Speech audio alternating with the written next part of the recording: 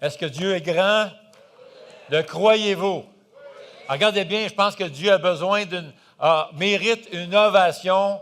Hein? On se lève debout tous ensemble. Et moi, je vais entendre des applaudissements tellement forts comme si les Canadiens venaient de scorer. On veut applaudir encore plus fort que le premier service. Ça s'en vient? Amen. Dieu est grand. C'est bon, hey. Merci Seigneur. Hey, vous pouvez vous asseoir, certainement. Dieu est grand. Hey, écoutez, la semaine prochaine, on va avoir le pré-lancement. En fait, c'est la semaine prochaine que ça sera le temps de s'engager pour ce 21 jours de jeûne et prière qui va commencer prochainement. Ça va commencer en fait dans 2 semaines. Mais c'est la semaine prochaine qu'on s'inscrit à ce mouvement, cet élan de prière et de jeûne. On va avoir un tableau ici que vous allez pouvoir prendre un bracelet de Libération 21 et c'est votre façon de dire « moi je m'engage » et vous pouvez écrire votre nom au tableau. Alors, on va vous remettre un dépliant avec toutes les activités et les informations pendant ce 21 jours de prière et de jeûne. On ne vous demande pas de jeûner pendant 21 jours. Vous pouvez jeûner un repas, 2, peut-être une journée, peut-être quelques-uns prendront quelques jours. C'est libre à vous, là. Il n'y a pas de pression là-dessus. Mais ce qu'on veut, c'est que le thème de cette année de Libération 21, c'est de l'amertume à la grâce. Et on veut demander à Dieu, pendant ces 21 jours, que Dieu puisse nous libérer de toute trace d'amertume qui est là, logée profondément dans notre cœur. Et croyez-moi, il y en a là, dans le cœur, là, et puis on a juste à jaser à quelques personnes et on voit, il y a des grosses blessures qui sont là. Et on a besoin que Dieu puisse guérir des choses, nous libérer de l'amertume, parfois de la colère. Et on veut passer ce temps-là à vraiment retourner à Dieu, nous recueillir, nous approcher de Dieu, et que Dieu fasse une libération qui est dans notre cœur, qu'on s'approche de lui, qu'on se donne à lui, et qu'on puisse connaître personnellement une libération, mais aussi dans notre foyer, dans notre ménage, dans notre milieu, dans notre réseau d'amis, et aussi dans la ville. Ça serait-tu merveilleux de voir la ville se tourner vers le Seigneur Jésus? Amen?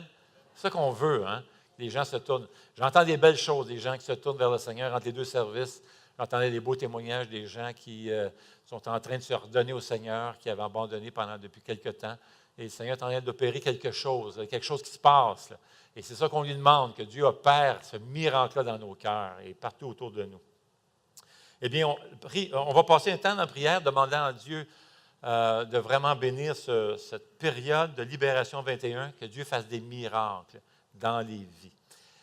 Prions. Seigneur, nous voulons te remercier pour ce service de ce matin. Nous te prions que tu puisses bénir abondamment ce temps ce matin. On te prie de bénir également ceux qui nous écoutent sur Internet.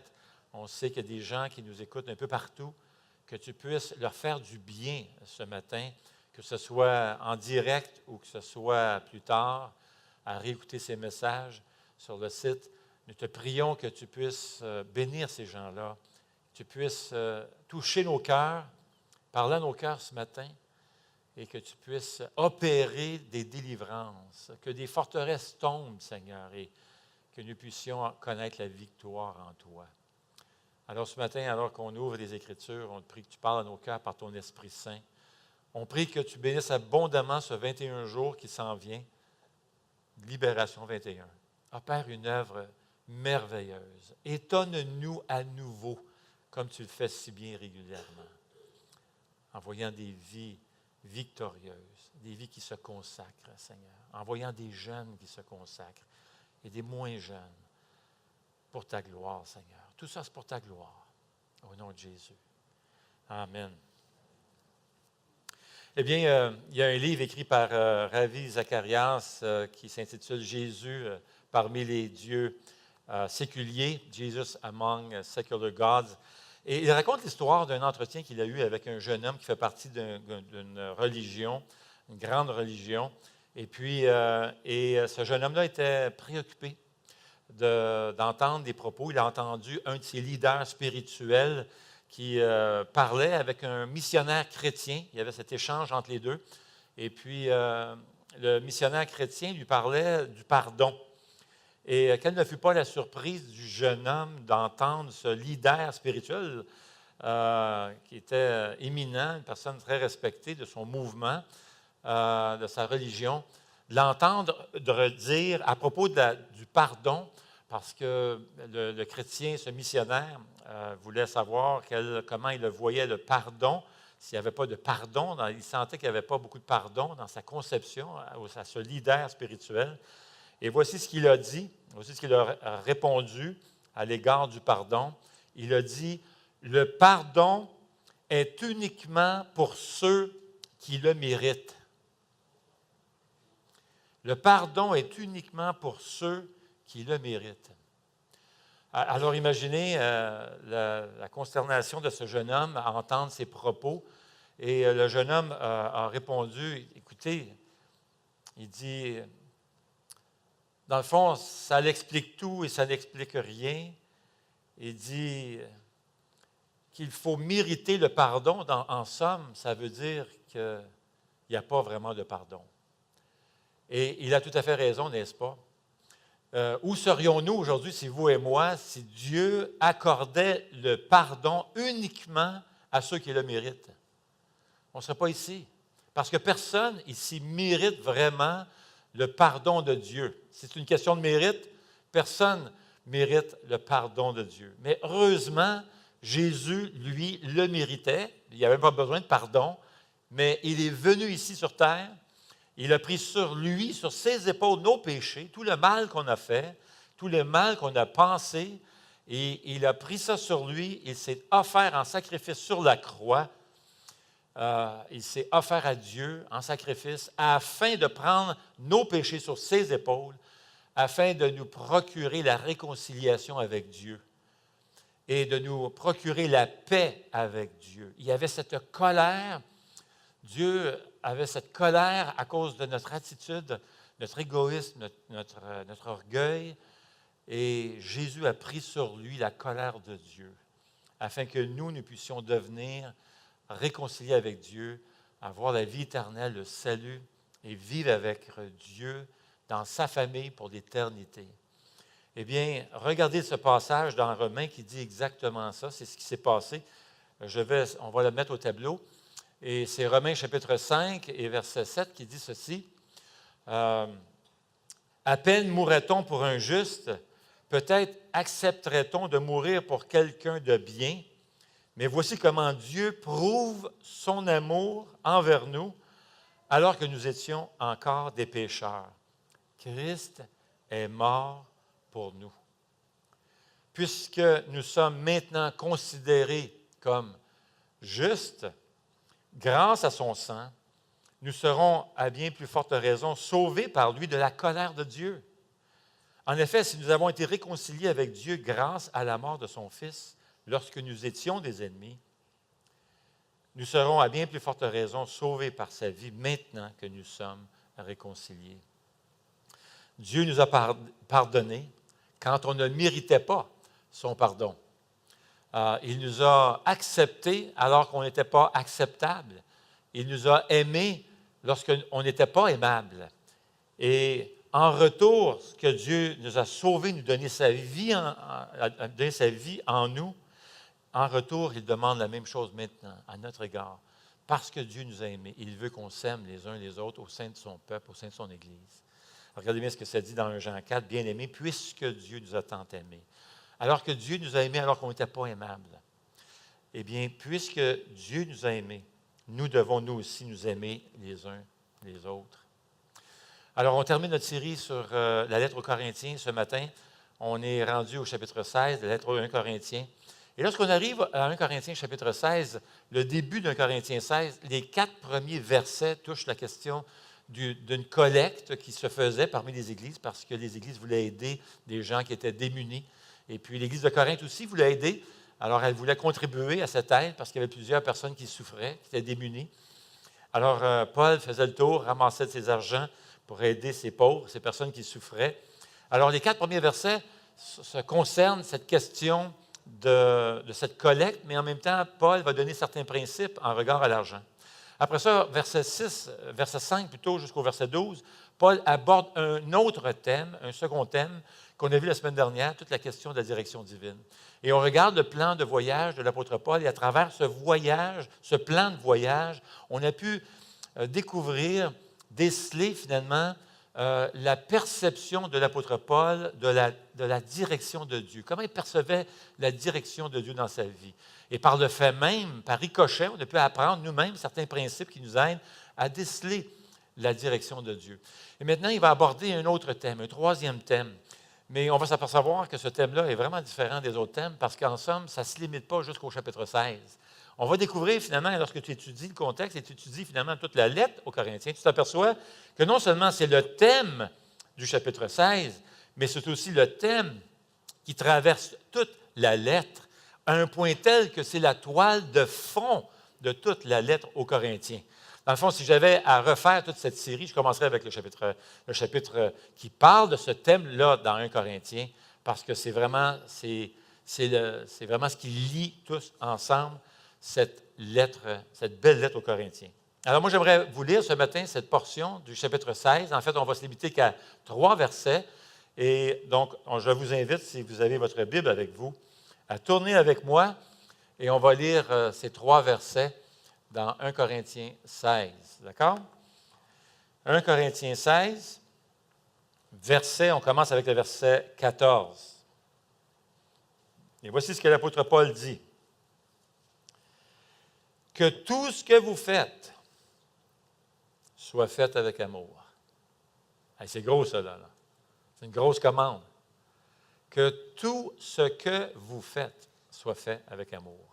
Alors, vous comprenez bien que le thème qu'on est en train de parler ici, c'est l'amour.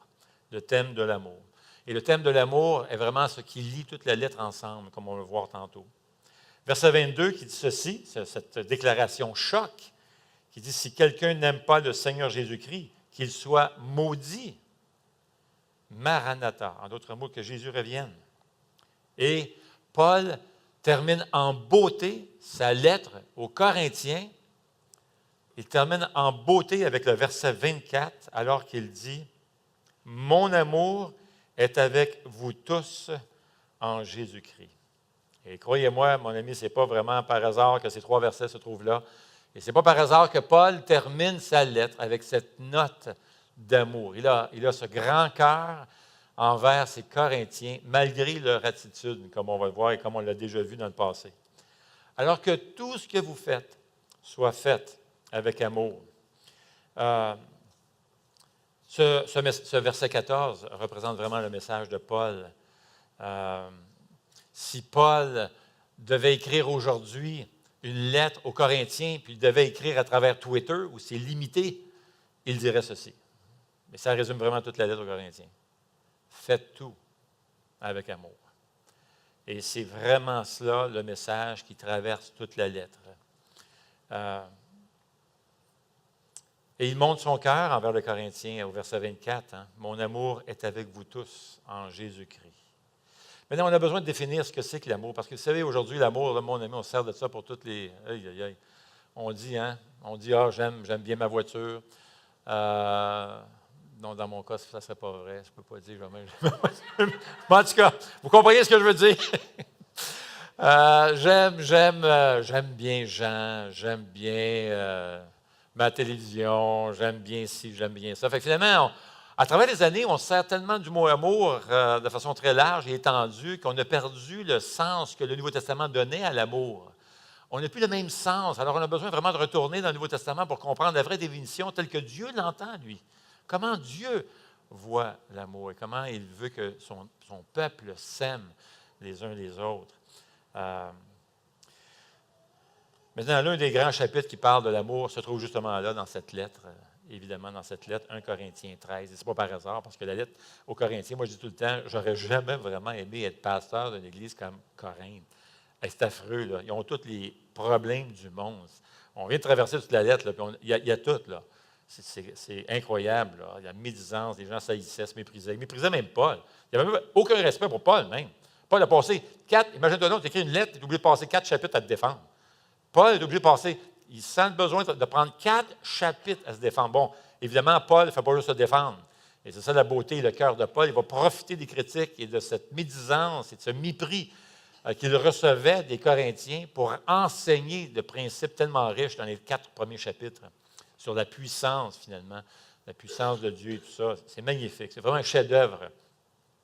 Je vous expliquais que Dwayne Litton, qui a écrit un livre, il a fait sa thèse de doctorat là-dessus, puis il a écrit tout un livre sur les 4 premiers chapitres d'un Corinthien. C'est magnifique. C'est un chef-d'œuvre. Et dans la série, on a pu voir un peu ça. Là. Mais le chapitre qui parle de l'amour, justement, c'est le chapitre 13. Et ce chapitre a été soigneusement placé entre 2 chapitres, le chapitre 12 et le chapitre 14. Et ça lie ensemble les 3 chapitres qui parlent des dons de l'Esprit.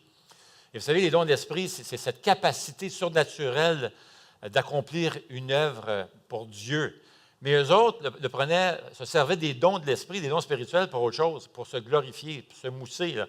Et ils popularisaient plutôt les dons de l'Esprit les plus spectaculaires, comme le don des langues et tout ça, et miraculeux. Et là, ça se pétait les bretelles et ça se méprisait. Il y avait d'autres membres dans l'Assemblée qui n'avaient pas des dons aussi éclatants, aussi visibles. Et on méprisait ces gens-là. On méprisait les gens au sein de l'Assemblée qui n'avaient pas des dons frappants, là, c'était des dons plus cachés. Mais c'était tellement important, ces dons-là. Et c'est ça le point que Paul va faire. Paul va me donner l'image d'un corps et il dit, tous les dons sont importants. Vous avez tellement une mauvaise attitude. Vous ne comprenez pas. Alors, il y avait ce mépris, on se prenait spirituel parce qu'on avait peut-être des dons plus éclatants, plus visibles que d'autres. Et là, on jugeait, on méprisait les autres qui n'avaient pas le même don. Alors, l'autre se sentait écrasé dans l'assemblée, méprisé, et ils enviaient les autres dons. Et d'autres se glorifiaient pour les dons qu'ils avaient. C'était vraiment, là, c'était tout mêlé, là. Et l'apôtre Paul va donc consacrer ces 3 chapitres sur les dons spirituels. Et ces gens-là mettaient tellement l'accent sur ces dons extraordinaires que l'apôtre Paul va même réserver un chapitre complet, le chapitre 14, juste sur la question ces dons des langues. Là. Et il y avait un désordre dans tout ça. Et Paul va mettre en plein milieu de ces 2 chapitres, le chapitre 13, sur l'amour. Pourquoi? Parce qu'il veut leur donner le message que non seulement c'est utile, les dons spirituels, que chaque don est utile, même ceux qui sont moins évidents, mais non seulement ça, il faut se servir de son don par amour les uns pour les autres, avec amour. Et ça prend de l'amour dans l'Assemblée. Pas cet orgueil, ce mépris, ces jugements. Ça prend de l'amour. Et c'est pour ça que Paul va finalement écrire ce chapitre 13, entre autres, pour montrer cette leçon sur l'usage des dons spirituels. Mais ce qu'on découvre finalement, son chapitre 13, lorsque Paul écrit ce chapitre 13, il aborde le problème des Corinthiens. Et c'est fascinant, relire un Corinthiens 13, lorsque tu connais l'état spirituel, cette attitude méprisante des Corinthiens, tu relis un Corinthien pour finalement découvrir que c'est à eux que ça s'adresse dans un premier temps. Et on va le voir tantôt. Alors, Paul va lancer ce message dans le chapitre 16, ces 3 versets. C'est vraiment pas par hasard. Ça s'adresse premièrement à nous éventuellement, mais premièrement à cette attitude corinthienne. Et Paul va leur dire, écoutez, ce qui compte, l'essentiel, ce n'est pas ces dons éclatants, ce n'est pas tout ça et que vous êtes riches et tout ça. Ce qui compte, c'est l'amour. C'est l'essentiel que vous ayez l'amour les uns pour les autres. Et c'est la raison pour laquelle il va donner cette exhortation au verset 14 dans le chapitre 16, alors qu'il dit que tout ce que vous faites là, faites-le avec amour. Hey, c'est quelque chose, ça. Que tout ce que tu fais, fais-le avec amour. Et ça veut dire tout, là. Que ton mariage soit fait avec amour. Que l'éducation de tes enfants soit faite avec amour. Que ton travail, lorsque tu vas partir demain matin, là, quand tu vas partir, tu vas quitter la maison demain matin, tu vas aller travailler. Là. Va travailler avec cette attitude d'aller travailler avec amour. Quelque chose. Hein? Que ton service à l'Église se fasse avec amour. Que tes relations avec les autres chrétiens se fassent avec amour. Que tout soit fait avec amour. Que tes relations avec les gens. Aucune exception. Aucune exception. Alors, Paul va terminer sa lettre en disant « Mon amour est avec vous. Moi, je vous aime. Je vous aime. Malgré l'attitude que vous avez à mon endroit, moi, je vous aime. Je vous aime tous. Pas juste mes admirateurs. Là. Pas juste mon fan club. Il dit « Je vous aime tous. » Maintenant, l'Église de Corinthe, il faut s'arrêter un petit peu et regarder l'Église de Corinthe. L'Église de Corinthe avait le vent dans les voiles. Là. Hey, mon ami, ça, c'est une Église cool. Là. C'est le genre d'église, tu regardais dehors l'Église, là, puis ils avaient tout. C'était riche, ils avaient tout. Là. Ils étaient gâtés. D'ailleurs, l'apôtre Paul va commencer sa lettre en remerciant le Seigneur pour tout ce que l'Église de Corinthe a. Et puis, il est sincère. Il le dit. En lisant son introduction, voici ce qu'on peut lire. Et c'est Paul qui l'avait fondé il y a 5 ans avant. Là. Donc, pour une Église, avoir tous ces dons, avoir toute cette abondance, tous ces talents-là, après juste 5 ans d'histoire, ça faisait juste 5 ans que l'Église existait, c'est Paul qui l'avait fondé il y a quelques années avant, c'était assez phénoménal. C'était garanti pour réussir, cette Église-là. Là. Ils avaient tout. Là. Alors, regardez le verset 4, je vais juste vous le lire. Je dis constamment à mon Dieu toute ma reconnaissance à votre sujet pour la grâce de Dieu qui vous a été accordée en Jésus-Christ. En effet, en lui, vous avez été comblés de toutes les richesses, en particulier en ce qui concerne la parole et la connaissance, dans la mesure où le témoignage de Christ a été solidement établi parmi vous. Alors, il dit au verset 7, il ne vous manque aucun don. Imaginez, on parle d'une Église là, qui a tous les dons. Là. Tous les dons. À vous qui attendez le moment où notre Seigneur Jésus apparaîtra. Et c'est frappant ce qu'il dit, l'apôtre Paul au verset 7. Il dit, il ne vous manque absolument rien, là, des dons. Là. C'est incroyable. Ils ont des dons. Là. Tu sais, comme l'émission, là, du talent à revendre, les autres, ils en ont à revendre. Il y en a, mon ami. Tiens, en veux-tu? Elle a tout un avenir attend, cette Église-là. C'est sûr, ça va réussir. C'est une Église qui est fantastique. Elle a tout. Pas vraiment, n'est-ce pas? Il manque une chose. C'est l'essentiel. Il manque l'amour. Maintenant, sachant que cette Église ne manque rien, regardez maintenant ces paroles de Paul à la lumière du contexte et à la lumière de l'Église de Corinthe. Et vous allez voir que ça s'adresse directement à eux, ça. Lorsque Paul va commencer 1 Corinthiens chapitre 13, qui est sur l'amour, voici ce qu'il dit. 1 Corinthiens 13, qui commence comme ceci. Si je parle les langues des hommes et même des anges, quand je n'ai pas l'amour. Voyez-vous ce qu'il dit? Et il va le dire 3 fois, cette petite phrase-là, si je n'ai pas l'amour. Ça ne sert absolument à rien. 3 fois. Alors, si je parle les langues des hommes, toutes les langues des hommes, et même celles des anges, mais que je n'ai pas l'amour, je suis un cuivre qui résonne ou une cymbale qui retentit. Si j'ai le don de prophétie, la compréhension de tous les mystères et toute la connaissance, et si j'ai même toute la foi jusqu'à transporter des montagnes, si je n'ai pas l'amour, ça ne fait absolument rien. Si je distribue mes dons, si je distribue tous mes biens aux pauvres, et même je livre mon corps aux flammes, mais que je n'ai pas l'amour, ça ne me sert absolument à rien. Voyez-vous ce qu'il est en train de dire ici à ces Corinthiens? Si je n'ai pas l'amour, 3 fois. Il est clair, absolument clair, que c'était exactement le problème des Corinthiens. Il manquait l'amour. Ils ont tous ces beaux dons, mais il manque l'amour. C'est ce qui manque. Ils ont tous les dons du monde. D'ailleurs, on en compte plusieurs, juste dans le chapitre, plusieurs juste dans le chapitre, là. Mais il manque l'amour. Maintenant, le chapitre 16 est magnifique. Hein? On lit le chapitre 13 plutôt. Le chapitre 13 sur l'amour, c'est magnifique. C'est un chef-d'œuvre. J'ai même lu ce passage-là. Il y avait un couple d'amis, des voisins, pas loin de chez nous, qui demeuraient dans le temps qu'on restait à Rive-Sud de Montréal. Ils n'étaient pas chrétiens. Et puis, ils ont voulu que je les marie, puis tout ça. Ils restaient ensemble. Ils avaient un enfant, donc, et on a accepté. Ils disaient, moi, c'était des bons amis de Lise, et j'ai accepté. Et on a lu 1 Corinthiens 13, imaginez. Les gens sont fascinés. Hein? On pense que tout le monde connaît 1 Corinthiens 13. Ce n'est pas le cas. Les gens sont fascinés quand ils découvrent pour la première fois 1 Corinthiens 13. Pas vous? Hein? Lorsque vous avez découvert 1 Corinthiens 13, c'était fascinant. C'était super, tu regardes ça, c'est touchant même, c'est super beau. Mais pensez-vous que c'était beau pour les Corinthiens qui ont entendu 1 Corinthiens 13 et qui étaient en train de se lire dans leur église, en public, un dimanche matin? Là. Hey, on a reçu une lettre de l'apôtre Paul, 1 Corinthiens 13. Laissez-moi vous lire ça. Là. Laissez-moi vous dire que les Corinthiens rougissaient. Ils étaient embarrassés par ce qu'ils entendaient, parce qu'ils comprenaient très bien ce que Paul laissait entendre. Ils avaient compris. Là. Et l'Église était gâtée. Et Paul ne mange pas ses mots ici dans ce chapitre. Il il y a la question de la prophétie au verset 2. Certains se vantaient de recevoir des enseignements de la part de Dieu qui surpassaient les autres églises. L'Église de Corinthe, ils avaient cette mentalité-là que nous autres, on est pas mal meilleurs que les autres églises. Hey, nous autres, on l'a l'affaire. On est hot, on est cool, on est full cool. On l'a l'affaire. Et c'est ce que Paul laisse entendre là, au verset 2. Il se vantait de recevoir des inspirations de Dieu. Il se voyait comme étant supérieur aux autres églises. Il se voyait supérieur aussi avec le don des langues. Ça chantait en langue les dimanches. Les louanges sont bien meilleurs que les autres églises et tout ça. C'était fantastique. Les autres, ils voyaient ça là, comme « wow ». C'est pour ça que Paul va devoir consacrer tout un chapitre 14 juste là-dessus. Alors, cette église croyait que leur service de louange surpassait de loin les autres églises. Ils se voyaient avec beaucoup plus de connaissances que les autres églises.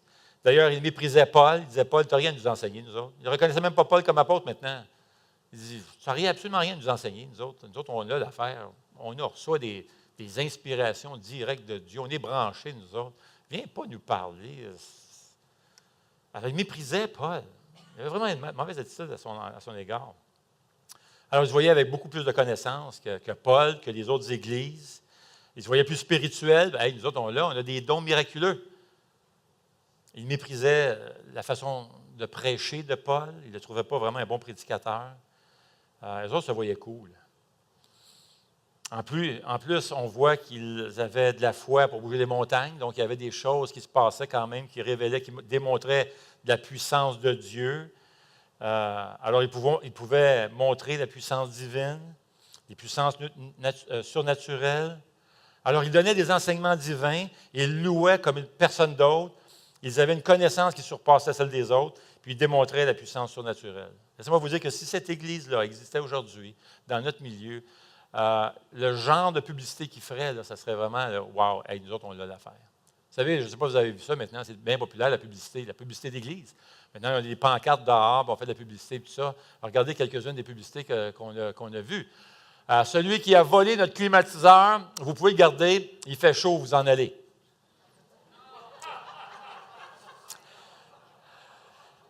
Hey, ça existe pour le vrai, là. Je ne suis pas fier de dire que c'est une église baptiste à part de ça. Wow! Un autre pub. Klaxonnez si vous aimez Jésus. Textez en conduisant si vous voulez le rencontrer. Oh boy. Honk if you love Jesus. Oh brother. Maintenant, si l'Église de Corinthe était ici et vivait aujourd'hui, voici le genre de publicité qu'ils feraient, eux autres. Ça serait écrit sur leur panneau dehors. Prédication divine, louange divine, connaissance divine, puissance divine. Service à 9h, 11h et 6h. Wow! Hey, on l'a l'affaire, nous autres! Hein? Quelle Église! Hey, mais Paul dit, Paul reconnaît, il dit, moi, je nie pas que vous avez toutes ces choses-là. Il l'a dit d'ailleurs dans le premier chapitre, il dit, écoute, vous avez tous les dons, là. Il reconnaît ça, il reconnaît tout ce qu'il faisait. Puis il faisait des bonnes choses, l'Église de Corinthe faisait des bonnes choses, on l'a vu. Ils ont même écrit une lettre à l'apôtre Paul, demandant comment il pouvait aider financièrement pour aider tous les démunis et tout ça. Donc, il faisait des bonnes choses. Mais il manquait l'essentiel, pas vrai? Il manquait l'amour. Est-ce qu'une Église peut exister sans amour? Est-ce qu'une banque peut exister sans argent? Ça ne marche pas, là. Ça va fermer un jour ou l'autre. Tu vas faire un temps, mais tu ne t'offres pas. Alors, l'histoire de l'Église nous apprend qu'effectivement, l'Église de Corinthe a fermé les portes plus tard. C'est pas l'amour, ça ne durera pas longtemps. Là. Il n'aimait même pas l'apôtre Paul, imaginez. Paul, lui, les aimait. On l'a vu à la fin, le dernier, il termine la lettre en déclarant son amour pour eux. Mais non seulement ça, il l'a fait aussi ailleurs, à travers 1 Corinthiens. Par exemple, au chapitre 4, voici ce qu'il dit. Il dit, ce n'est pas pour vous faire honte que je dis cela, mais je vous avertis comme des enfants bien-aimés. Voyez-vous, Paul se voyait comme un père spirituel. Il était leur père spirituel parce que c'est lui qui avait implanté l'Église 5 ans avant. Hein. Il avait conduit plusieurs des personnes au pied de la croix. C'était leur père spirituel. Et il voyait cette Église comme ses enfants spirituels. Il était comme un père. Il les aimait comme un père. Et le verset suivant dit ceci. En effet, même si vous avez 10 000 maîtres en Christ, vous n'avez cependant pas plusieurs pères. C'est lui qui était leur père spirituel. Paul emprunte l'image de ce père-là, d'un père. Alors il leur dit, je suis votre père. Vous n'avez pas une tonne de père, c'est moi votre père spirituel. Mais le problème avec les Corinthiens, c'est qu'ils n'écoutaient pas leur père spirituel. Ils écoutaient plein d'autres guides. Regardez le verset qui suit, au verset 15, qui dit ceci. Non, ça ne fonctionne pas. Je vais vous le lire. C'est moi qui vous ai donné la vie en Jésus-Christ par l'Évangile. Je vous en supplie donc, soyez mes imitateurs. Pour cela, je vous ai envoyé Timothée, qui est mon enfant bien-aimé et fidèle dans le Seigneur. Il vous rappellera quels sont mes principes de vie en Christ, tels que je les enseigne partout, dans toutes les églises. Quelques-uns se sont enflés d'orgueil en pensant que je ne viendrai pas chez vous. Imaginez. Quelques-uns, pensez à ça, là. Quelques-uns se sont enflés d'orgueil pensant que je n'irai pas chez vous. Ah, il ne viendra pas chez nous. Hein? Imagine, c'est comme être tortueux pas mal. Là. Ça, c'est leur attitude à l'égard de Paul. Lui qui était leur père spirituel. Et laissez-moi vous dire, ça fait mal quand tu es père, puis tes enfants ne t'écoutent même pas, rien savoir de tes conseils, rien savoir de tes principes, puis ils vont chercher des conseils un peu partout, sauf à papa. Mais c'est comme ça que Paul se sentait. Là. Et il entendait toutes sortes de choses à leur égard.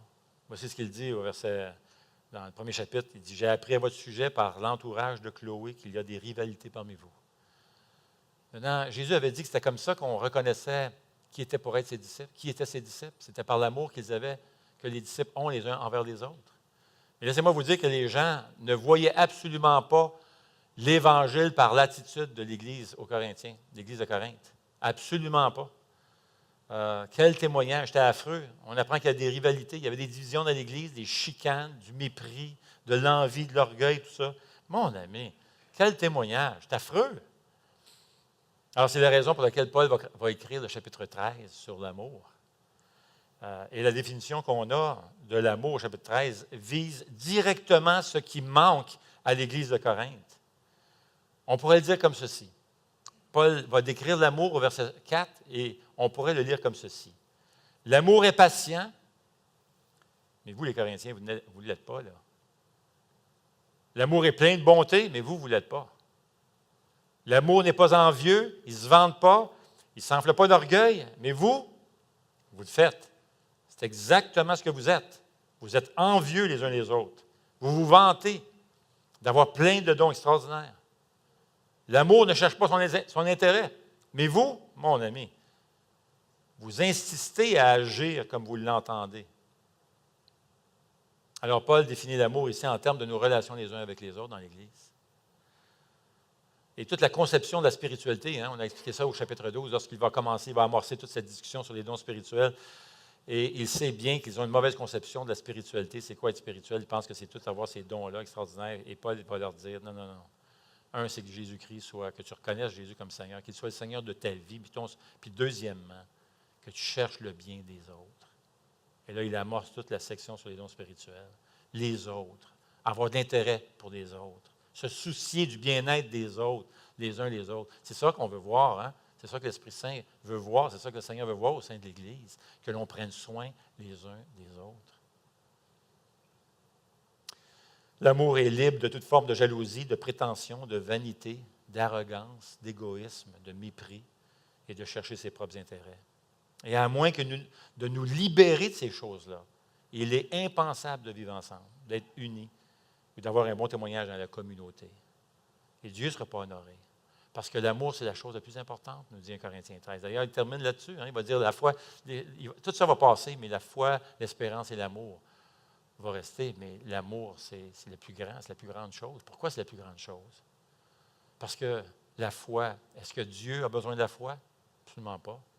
Il est Dieu, il fait tout. Il est capable de tout faire. Il est omniscient, omniprésent, omnipotent. Est-ce que Dieu a besoin d'espoir? L'espoir, c'est d'espérer quelque chose que tu n'as pas, tu espères que ça va venir. Non, non, Dieu n'a pas d'espoir. Il fait tout ce qu'il veut. Il a tout ce qu'il veut. Il est parfait. Mais est-ce que Dieu a l'amour? Et c'est pour ça que l'amour, c'est la plus grande des choses, parce que lorsqu'on va entrer dans l'éternité, Dieu est amour. Ça va toujours rester pour l'éternité. Dieu est amour. Alors, comment on a cet amour-là? Bien, chapitre 14 qui suit toute cette belle description, ce chef-d'œuvre sur l'amour, commence en disant ceci: rechercher l'amour. Ça commence là, il faut que tu espères à l'avoir. Tu cours après l'amour. Tes décisions sont prises en fonction de l'amour. Tu vis en fonction d'aimer, comme c'est décrit dans Corinthiens 13. Et c'est ça que ça dit finalement dans l'original, parce que là, voici ce que ça dit: rechercher l'amour. Le mot rechercher, c'est vraiment intéressant, c'est le même mot que Paul va employer dans Philippiens 3, lorsqu'il dit: je cours vers le but. Je cours pour l'obtenir. C'est ça le mot ici. Le mot rechercher, là, je cours vers le but. Le lexique, un des meilleurs lexiques, le Bidag, dit ceci, il dit, c'est bouger rapidement, énergiquement, de manière décisive vers un objectif. C'est courir, c'est se dépêcher, se hâter et se presser. Imagine, presse-toi à vivre, à faire tout avec amour. Presse-toi. L'idée, c'est d'avoir une ambition. Et l'ambition de faire tout avec amour. Aie cette ambition-là dans ta vie. Et Paul finit sa lettre avec le même message. Exactement le même message. Il finit au verset 14 en disant que tout ce que vous faites soit fait avec amour. Quelle belle façon de terminer cette lettre en nous donnant, en nous remettant ce message que tout ce que l'on fait, faisons-le avec amour. Amen. Parce que c'est ce que Dieu a fait. C'est ce que Dieu a fait. Et c'est ce que nous dit Jean 3,16. Dieu a tant aimé le monde, qu'il a donné son Fils unique, afin que quiconque croit en lui ne périsse point, mais qu'il ait la vie éternelle. Et c'est ça qu'on veut célébrer ce matin. En prenant le pain et la coupe, on veut célébrer ce sacrifice de Jésus-Christ qui est allé à la croix pour nous. Alors, j'inviterai les frères à venir pour distribuer les éléments de la Sainte Seine. Et ensemble, on va prendre ce pain et cette coupe qui nous rappellent le sacrifice de Jésus.